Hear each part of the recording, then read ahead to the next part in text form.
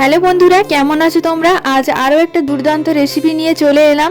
আজ বানাবো একটা পাঁচমিশালি সবজি। তার জন্য আমি এখানে বেগুন, সিম, মূলো, গাজর, পালং শাক নিয়ে নিয়েছি। তো প্রথমেই আমি সবজিগুলো এক এক করে কেটে নেব। এই রেসিপিটা খুব সহজেই তোমরা বাড়িতে বানাতে পারবে। আমি এখানে মশলা বলতে তেল, পেঁয়াজ, আদা, নুন, হলুদ, জিরে, লঙ্কা বাটা অ্যাড করেছি। তোমরা কারা কারা সবজি খেতে ভালোবাসো কমেন্ট করে নিশ্চয় জানিও। এরপর সবজি কাটা হয়ে এলে কড়াইতে তেল দিয়ে তেল গরম হয়ে এলে পাঁচফোড়ন, পেঁয়াজ দিয়ে পেঁয়াজ কিছুক্ষণ ভাজার পর আদা অ্যাড করব। সব ভালো মতো ভেজে নিয়ে সবজি অ্যাড করব। কিছুক্ষণ পর পরিমাণ মতো নুন, হলুদ দিয়ে ভেজে নেব।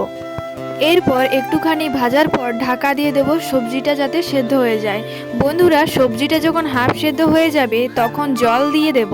এরপর পালং শাকটা কেটে ধুয়ে দিয়ে দেব। তারপর আগে থেকেই বেটে রাখা গোটা জিরে, লঙ্কা অ্যাড করব। তারপর তরকারিটা হয়ে এলেই নামিয়ে নিলেই রেডি পালং শাক দিয়ে পাঁচমিশালি তরকারি। বন্ধুরা, আজকের ভিডিওটা এই পর্যন্তই। দেখা হচ্ছে পরের ভিডিওতে। যদি ভিডিওটা ভালো লেগে থাকে তাহলে মাটি ও মশলা চ্যানেলটিকে সাবস্ক্রাইব করে পাশে থাকবেন।